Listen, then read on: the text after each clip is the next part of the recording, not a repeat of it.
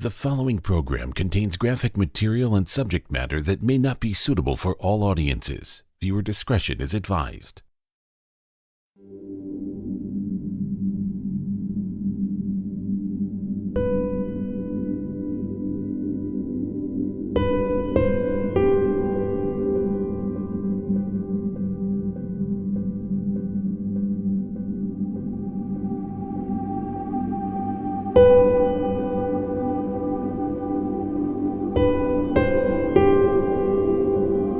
Our family was a very close family unit.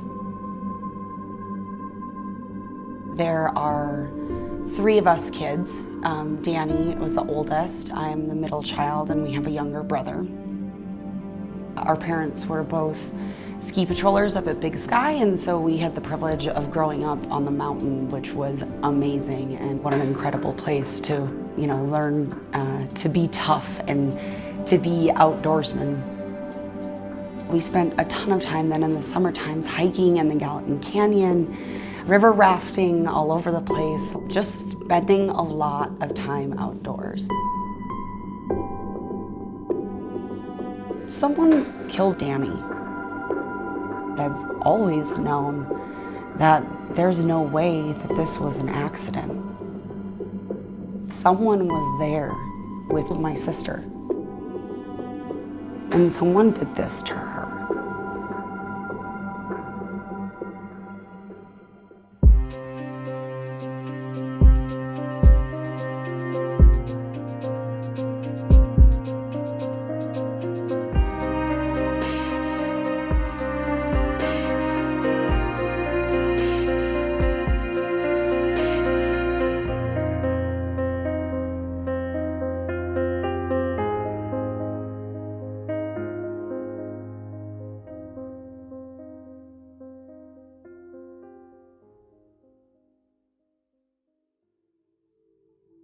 Danny had this crazy dry sense of humor, and everybody loved her, right? Like, she could put anyone at ease. As soon as you met Danny, she's cracking jokes, and eventually you knew that she really loved you if she started playing tricks on you, because that's just who she was. She was fun to be around, and she definitely made the room come alive.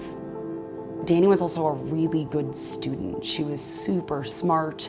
She was a who's who of American high school students, and she was the person I wanted to be like, She was cool, man. It was the 90s, and she was, into grunge music and rock and roll, and so of course I'd go steal her CDs. She'd find them in my room, and then of course, I'd get a good smacking around the ear, because what are, big sisters for, other than to beat you up a little bit.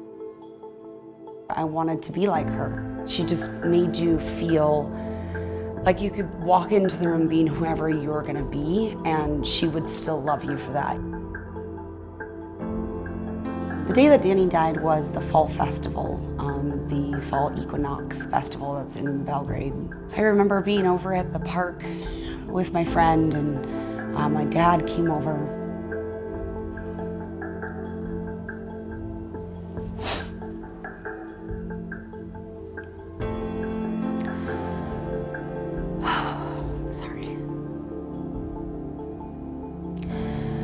I remember being over at the park, and my dad came over and told me that she was missing. And I was scared as hell.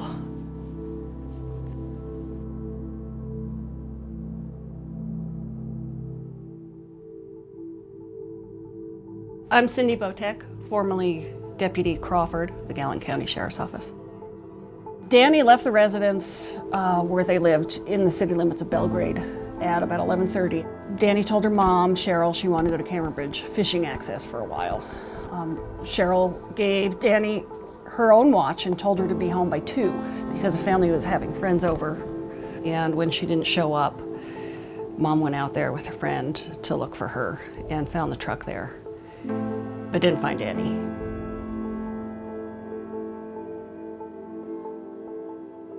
She found her keys in her water bottle on a trail adjacent to the parking area.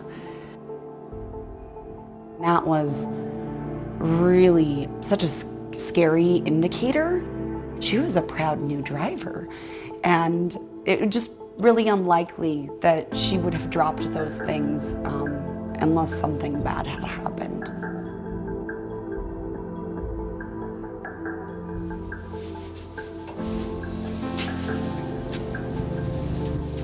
Right away we saw the keys and a water jug laying right in the path.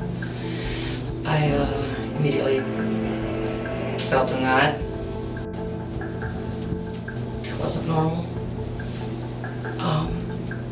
I started running around, screaming, hollering, looking. I'm in a panic state, I guess. You know, checking the bathrooms. I noticed that the truck was unlocked with, you know, her CDs, Rex's computer, I mean, all this stuff in there. Is that unusual for her? Extremely unusual.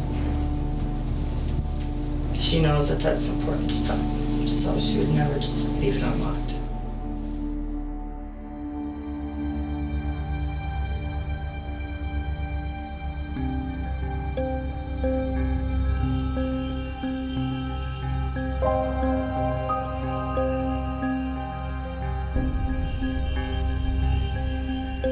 At approximately 13 minutes after 5 p.m., Belgrade resident Cheryl Houchins contacted the Gallen County Sheriff's Office and requested assistance in locating 15-year-old Danny.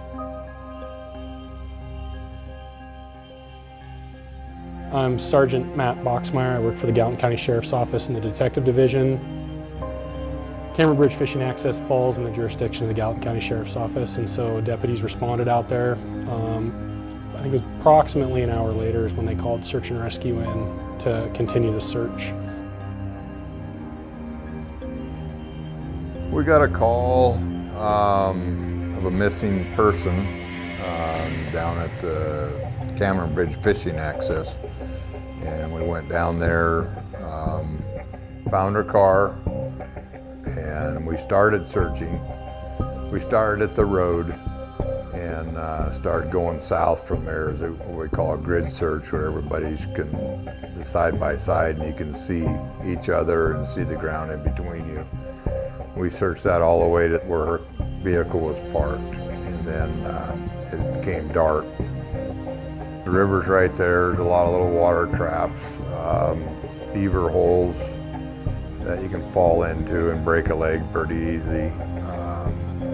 We felt for our searchers that it was safer to proceed again in the morning.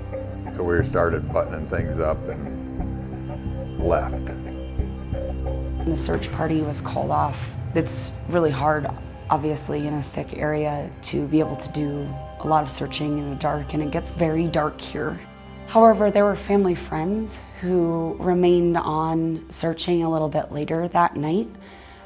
One of my dearest friends, his family lived really close to Cameron Bridge, and so they continued searching. The two individuals that located Danielle were brothers. They're from the Belgrade area. One of the brothers had received a phone call from his son, who was really good friends with Danielle's little sister, Stephanie. And the son pled with his dad to go out and look for Danielle because both him and his brother knew the fishing access well. They grew up there, they spent a lot of time out there, and it was under the son's insistence that he went out there.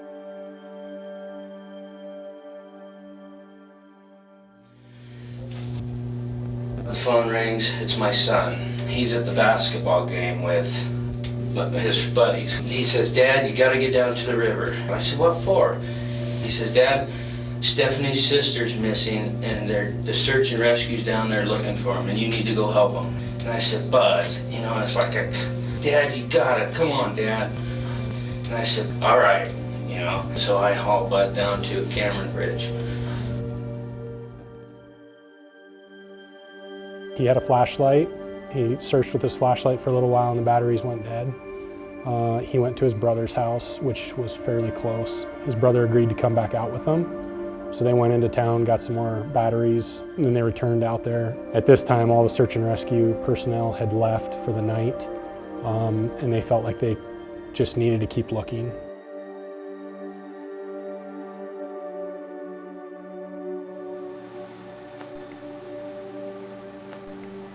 And we'd been there about 45 minutes. I was just getting ready to tell him, let's go. I said, man, what are we doing here? And then he just said, I found her. So I got closer and I looked and I seen her, the back of her head. And my whole body went really weird and I knew she was dead. She's dead. I think those brothers were really affected when they found her, and I think they probably have that image of her blazoned in their minds, and God only knows what will remind them of that, but I'm sure it comes to their mind till this day. As soon as I realized it was her, I got real scared. I went back and got in a car, and then we driving out, and then another guy come in a truck, and he said he was the dad.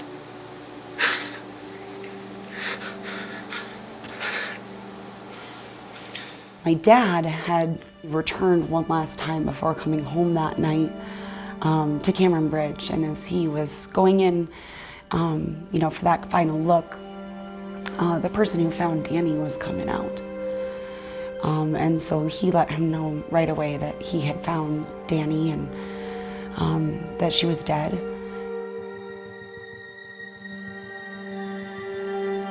He came home, and I remember Mom was standing in the laundry room, probably anxiously doing laundry, keeping her hands busy. And I was in my bedroom, and he came in, and I remember him saying to Mom that, Danny's gone. And Mom, ever the optimist, was like, no, they're gonna find her. They're gonna find her in the morning. And he said, no, they found her. She's gone.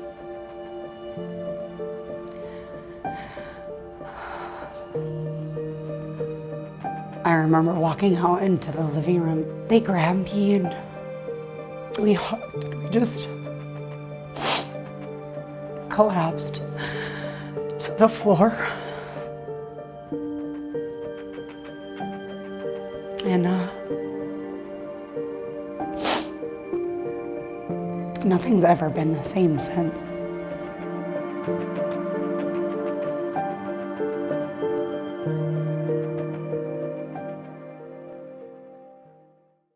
Coming up after the break.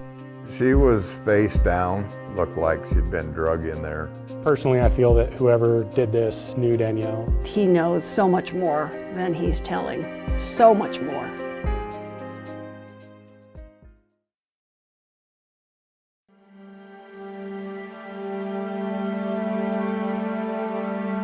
Somebody killed Danielle out there. Why, I don't know. I've been in search and rescue for 35 years. Anytime you deal with a body, it sticks with you. She was face down, her shirt and bra were pulled up to her neck, and she was covered in mud, a lot of mud.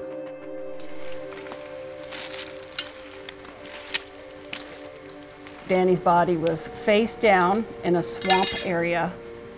Her face was fully submerged in the water, and her left arm was up above her head, her right arm down towards her side. Her mom's watch was found like this. And she was underneath the growth. Okay, go ahead and move the weeds away. It was a big willow, I remember. It was very low to the ground, the limbs, so you had to crawl on your hands and knees to get in there.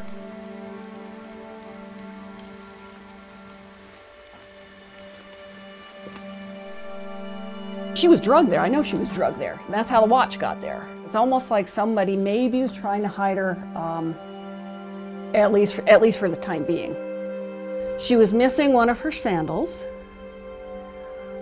That sandal was found the next day, farther away from her body.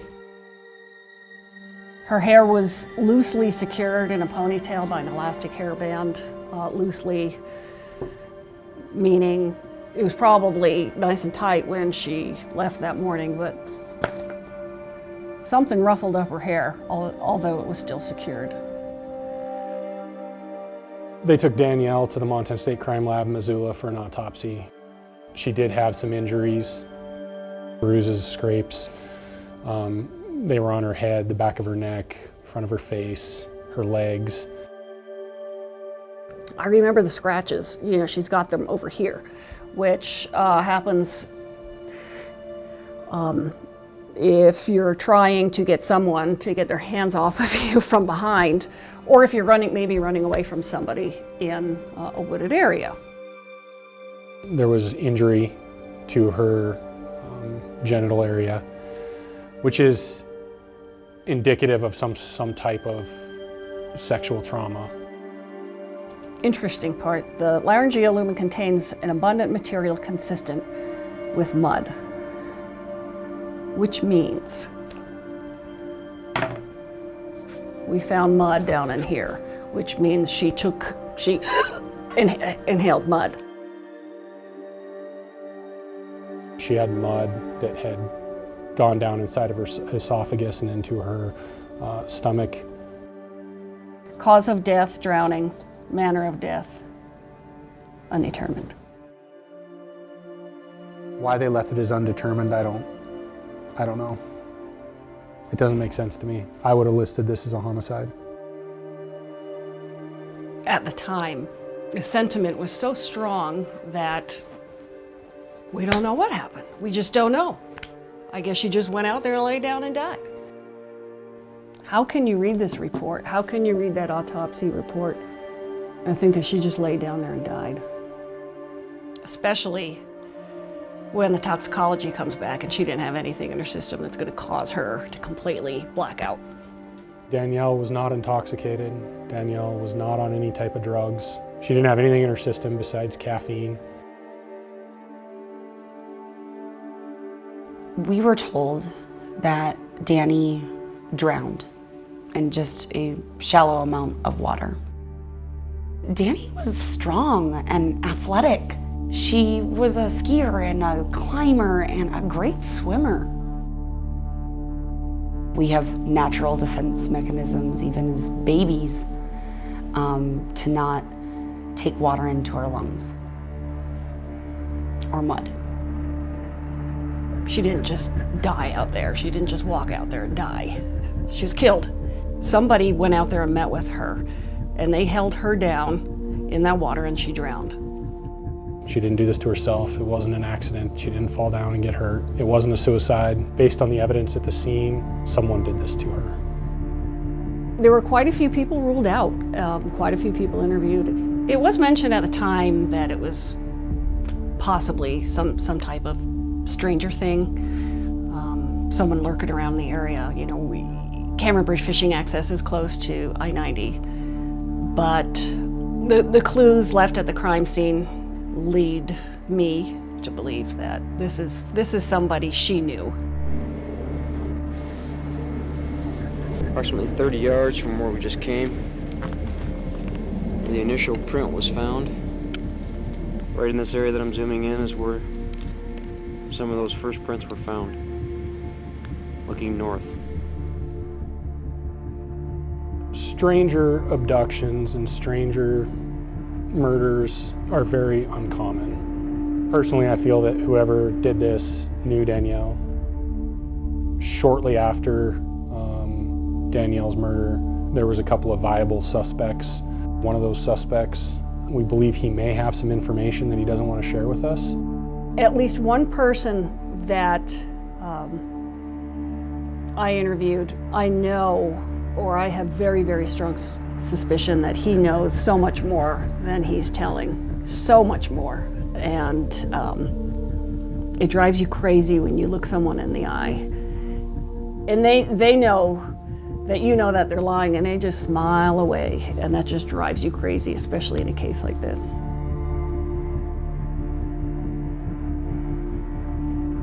During the autopsy, they found some foreign hairs on Danielle's body.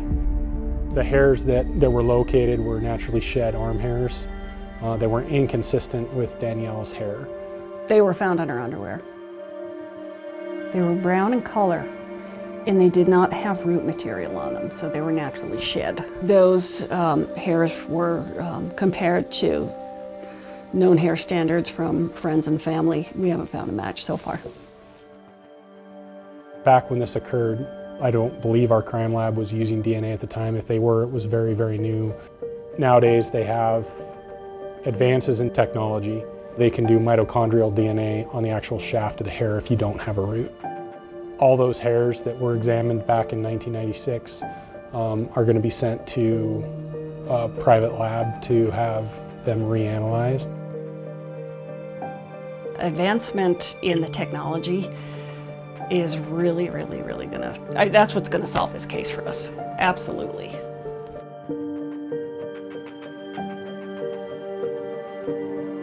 Someone did this to Danny.